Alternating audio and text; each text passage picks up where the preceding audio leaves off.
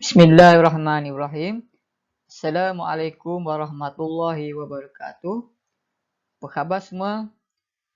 Ustaz berharap anda semua sentiasa berada dalam keadaan yang sihat, insya-Allah. Baiklah murid-murid, pada hari ini kita akan belajar pelajaran 11, iaitu tajuknya ialah Allah Subhanahu Wa Taala Maha Kaya Pengurnia Rezeki. Baiklah murid-murid, terdapat 2 unit di dalam tajuk ini. Insya-Allah pada hari ini Ustaz akan mulakan dengan unit 1, iaitu Al-Ghani. Baiklah murid-murid, terdapat 3 objektif pembelajaran kita pada hari ini. Yang pertama, anda dapat menyatakan maksud Al-Ghani. Yang kedua, menjelaskan dalil nakli Allah Subhanahu Wa Taala bersifat Al-Ghani. Dan yang ketiga, menerangkan bukti Allah Subhanahu Wa Taala bersifat Al-Ghani. Kod pembelajaran yang pertama iaitu 3.5.1.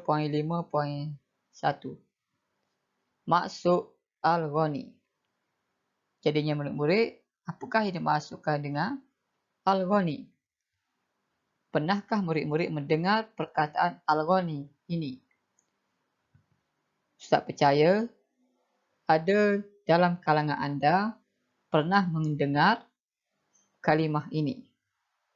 Di mana ya murid-murid? Tidak lain dan tidak bukan ialah di dalam nama-nama Allah Subhanahu Wa Taala, iaitu di dalam Asmaul Husna.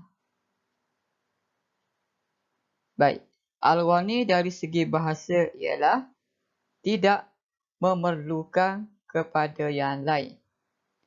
Manakala maksud Al-Ghani dari segi istilah pula ialah nama Allah Subhanahu Wa Taala yang menunjukkan bahawa Allah Subhanahu Wa Taala Maha Kaya dan tidak memerlukan kepada sesuatu yang lain. Standard pembelajaran yang kedua, kodnya ialah 3.5.2, iaitu dalil nakli nama Allah Subhanahu Wa Taala Al-Ghani. Yang pertama, sebagaimana firman Allah Subhanahu Wa Taala yang berbunyi, A'udzu billahi minasyaitonir rajim.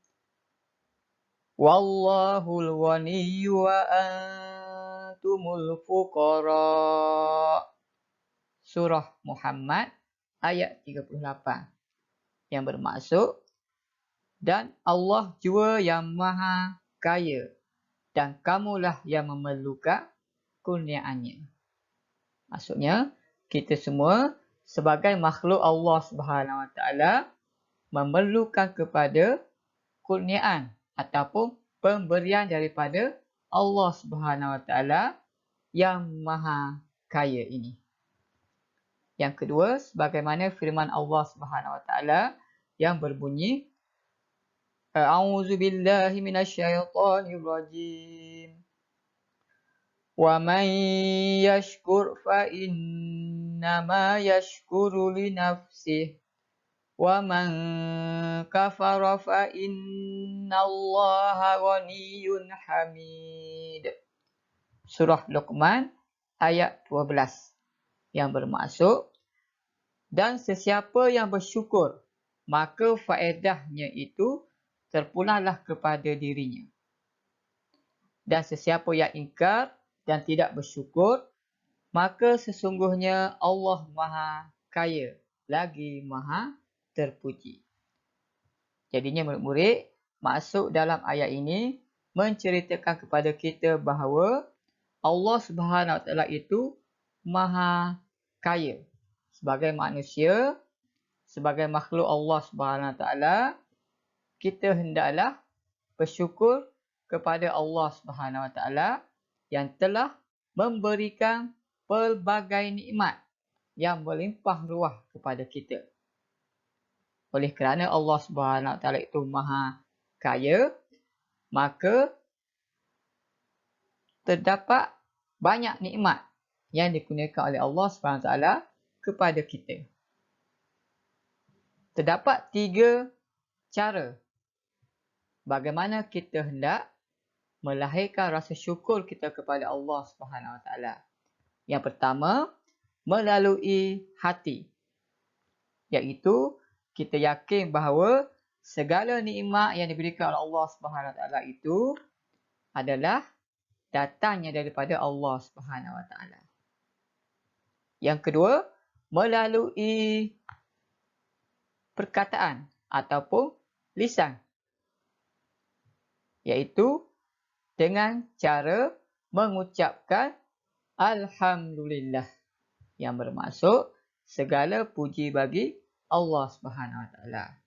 Iaitu apabila kita mendapat sesuatu nikmat, maka kita hendaklah menyebut perkataan Alhamdulillah ini. Dan yang ketiga ialah melalui perbuatan. Bagaimana ya murid-murid? Kita hendak melahirkan rasa syukur melalui perbuatan ini. Sebagai contohnya, kita melakukan apa sahaja yang diperintahkan oleh Allah Subhanahu Wa Taala, seperti solat, puasa, mengeluarkan zakat dan sebagainya.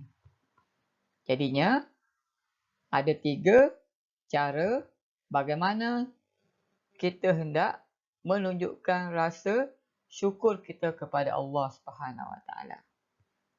Dan Allah Subhanahu Wa Taala ini akan menambahkan lagi nikmat tersebut sekiranya kita mensyukurinya.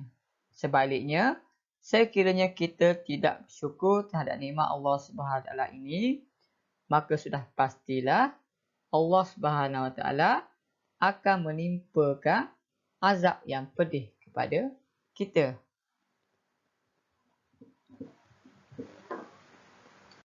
Di dalam surah Al-An'am ayat 133 juga ada menyebut berkaitan dengan Allah Subhanahu Wa Taala Maha Kaya ini. Sebagaimana firman-Nya yang berbunyi, A'udzu billahi minasyaitonir rajim. Wa rabbukal ghaniyyu dzur rahmah. In yasha' yudhibkum wa yastakhlif min ba'dikum ma yasha' kama ansha'akum min dzurriyyati qaumin akharin. Yang bermaksud, dan Tuhanmu Maha Kaya, lagi melimpah-limpah rahmat-Nya. Jika Ia kehendaki, nescaya Ia binasakan kamu dan menggantikan sesudah kamu dengan sesiapa yang dikehendakinya, sebagaimana Ia telah menjadikan kamu dari keturunan kaum yang lain. Al-Imam Ibnu Katsir berkata ketika mentafsirkan ayat ini dengan katanya, ketahuilah wahai manusia bahawa sesungguhnya Allah Subhanahu Wa Taala Maha Kaya dalam semua perkara, dan manusia memerlukan Allah Subhanahu Wa Taala dalam semua keadaan. Standard pembelajaran yang ketiga kodnya ialah 3.5.3, iaitu bukti Allah Subhanahu Wa Taala Al-Ghani. Yang pertama, Allah Subhanahu Wa Taala menguasai seluruh makhluk di langit dan di bumi. Sebagaimana firman Allah Subhanahu Wa Taala yang berbunyi, A'udzu billahi minasyaitonir rajim. Huwal ghaniyyu lahu ma fis samawati wa ma fil ardh. Surah Yunus ayat 68 yang bermaksud Dialah yang maha kaya. Segala yang ada di langit dan yang ada di bumi ialah kepunyaannya. Jadi, dalam maksud ini Allah Subhanahu Wa Taala menceritakan bahawa segala yang ada di bumi dan segala yang ada di langit adalah merupakan milik Allah Subhanahu Wa Taala. Bukti Allah Subhanahu Wa Taala bersifat Al-Ghani. Yang kedua ialah semua makhluk sentiasa berhajat kepada Allah Subhanahu Wa Taala. Baik sebagai seorang manusia, binatang dan makhluk-makhluk yang lain adalah sentiasa berhajat, iaitu memerlukan pertolongan daripada Allah Subhanahu Wa Taala. Sebagaimana firman Allah Subhanahu Wa Taala yang berbunyi, A'udzu billahi minasyaitonir rajim.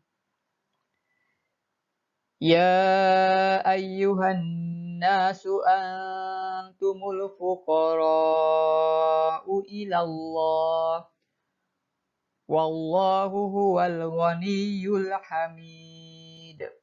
Surah Fatir ayat 15 yang bermaksud, wahai umat manusia, kamulah yang sentiasa berhajat kepada Allah dalam segala perkara. Sedangkan Allah, dialah sahaja yang maha kaya, lagi maha terpuji. Bukti Allah Subhanahu Wa Taala bersifat Al-Ghani, iaitu maha kaya. Yang ketiga ialah Allah Subhanahu Wa Taala tidak berhajat kepada ketaatan makhluk.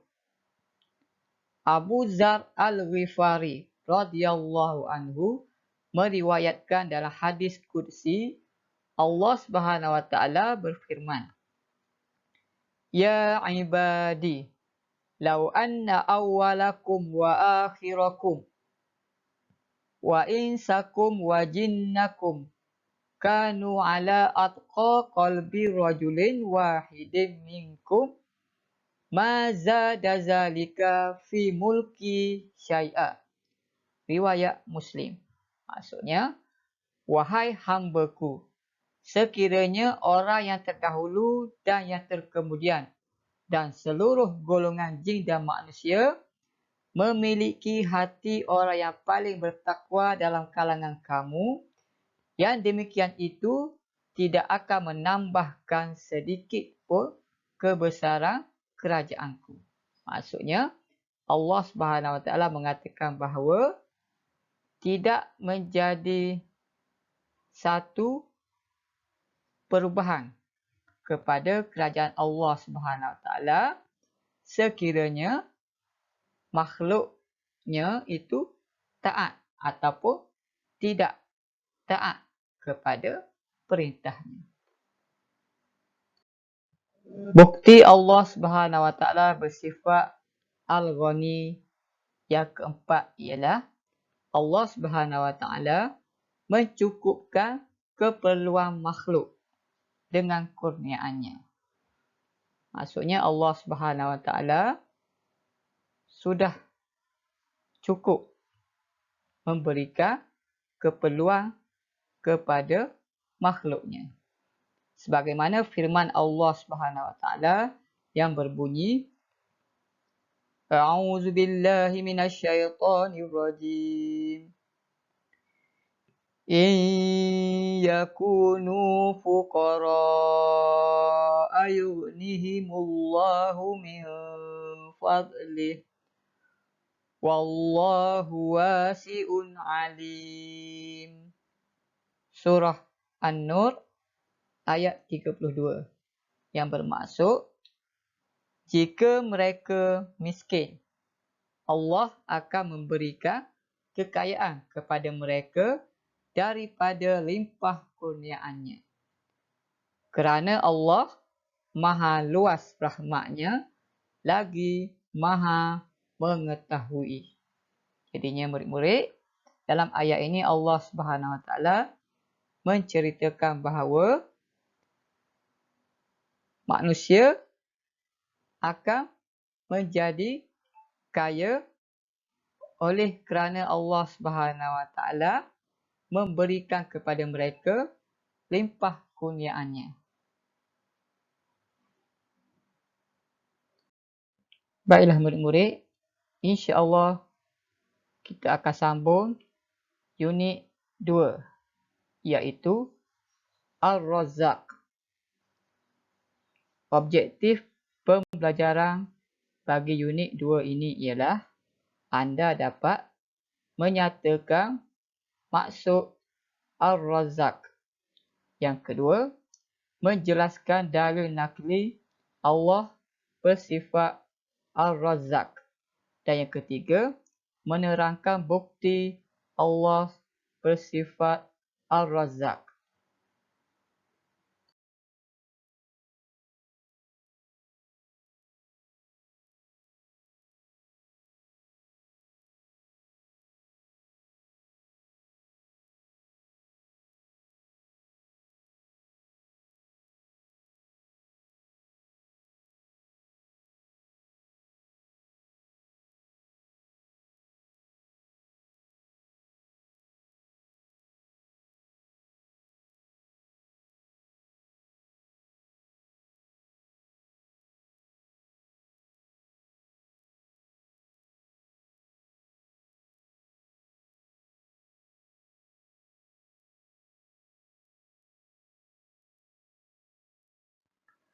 Standard pembelajaran 3.5.1 iaitu berkaitan dengan maksud Ar-Razzaq.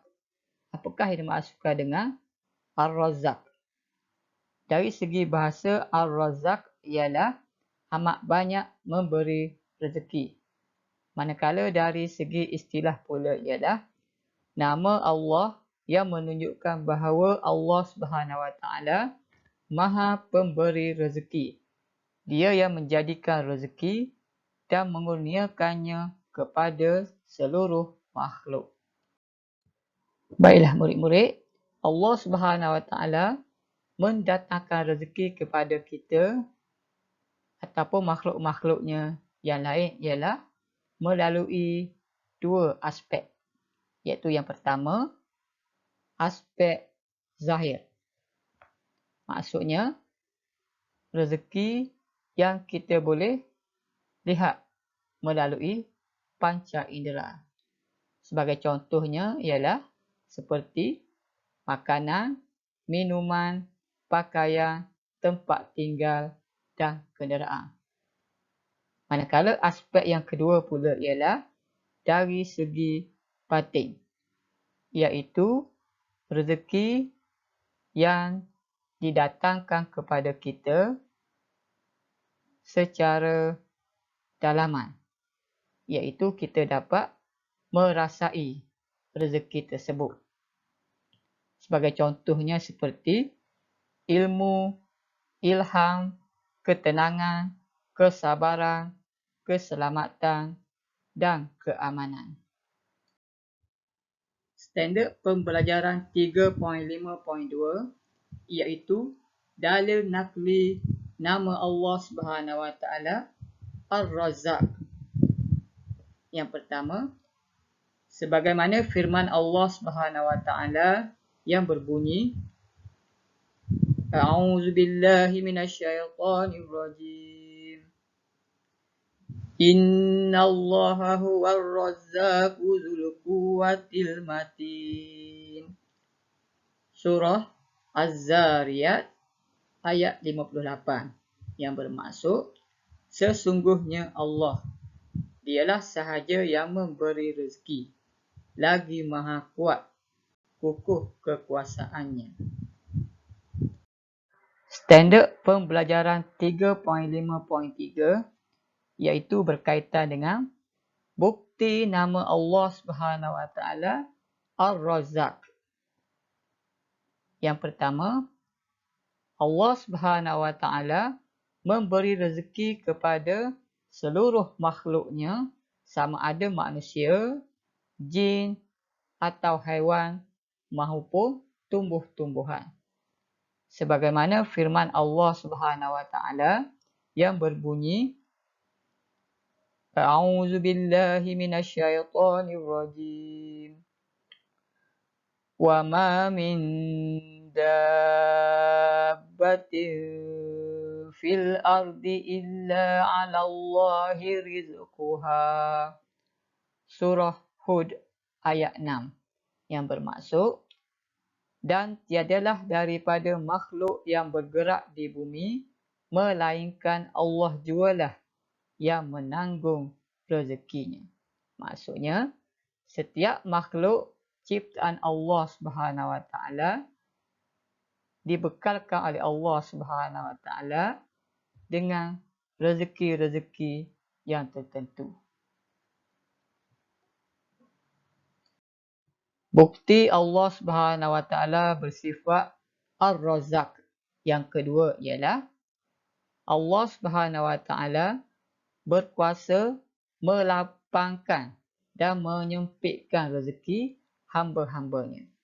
Sebagaimana firman Allah Subhanahu Wa Taala yang berbunyi, A'udzu billahi minasyaitonir rajim. Allahu yabsutur rizqa liman yasha'u min ibadihi wa yaqdiru lah. Innallaha bikulli syai'in alim. Surah Al-Ankabut ayat 62. Maksudnya, Allah memewahkan rezeki bagi sesiapa yang dikehendakinya antara hambanya dan menyempitkan, yakni rezeki itu baginya.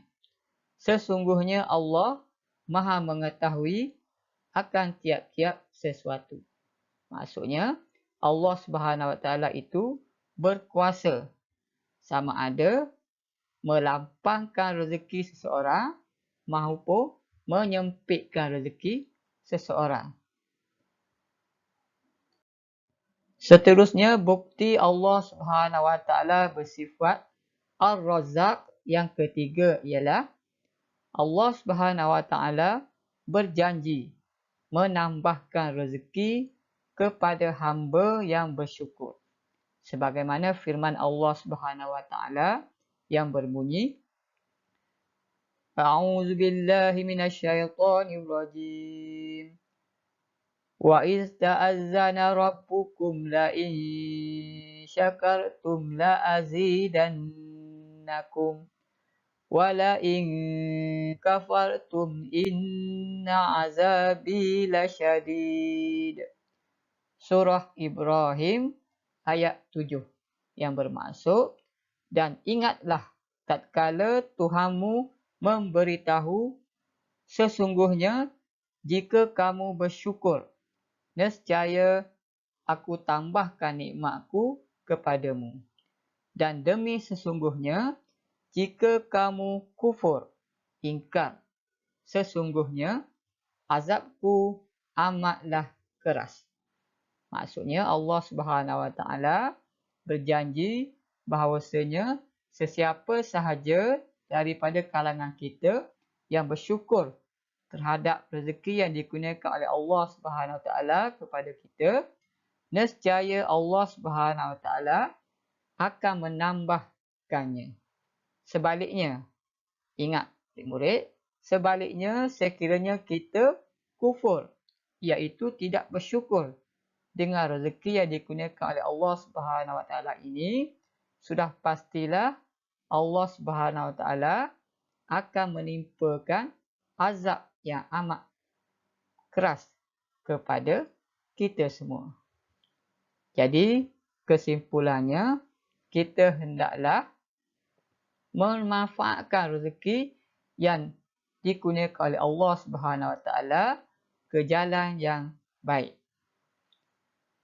Jadi, inilah sahaja pembelajaran kita pada hari ini, iaitu berkaitan dengan Allah Subhanahu Wa Taala yang bersifat Al-Ghani, dan yang kedua ialah Allah Subhanahu Wa Taala yang bersifat Ar-Razzaq.